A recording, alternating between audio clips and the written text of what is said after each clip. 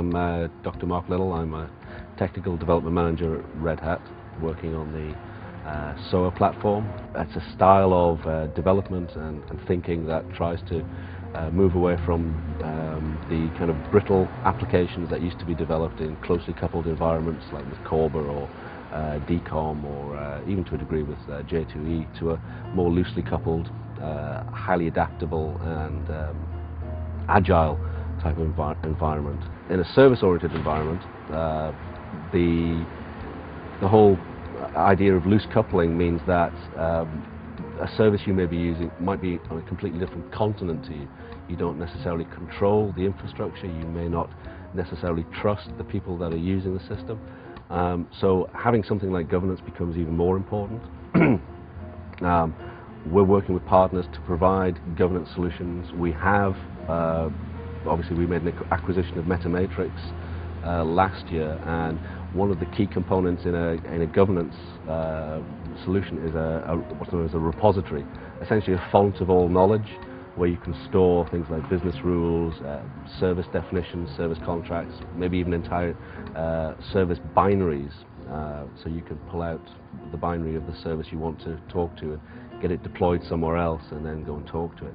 Moving away from the rip and replace approach that software vendors have been pushing for the best part of 2 decades, to allowing you to leverage your existing infrastructure investments, get new life out of them, use them in ways that maybe you haven't thought about, and saving money ultimately.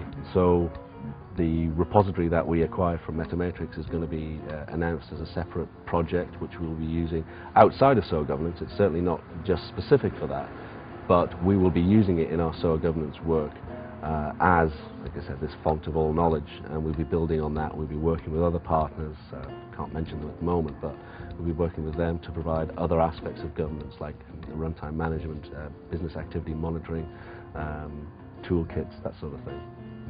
Being open source, obviously it means that people can take it, they can replace bits from it, they can see what's going on. If there are any issues, they can try and tune it manually, or they can hopefully buy support contracts and we'll do all that for them. I think the open source aspect of it and the community involvement that's been around it, they're quite compelling. It's not like you're being locked into something that nobody else is using. Lots and lots of people have been using our ESB, for instance, our JMS, our web services. It's a natural progression as well. Like I said, it's about leveraging existing investment, and that existing investment could be JBoss as well. There are many app server deployments out there. We heard in the keynote yesterday that we had our 20 millionth download.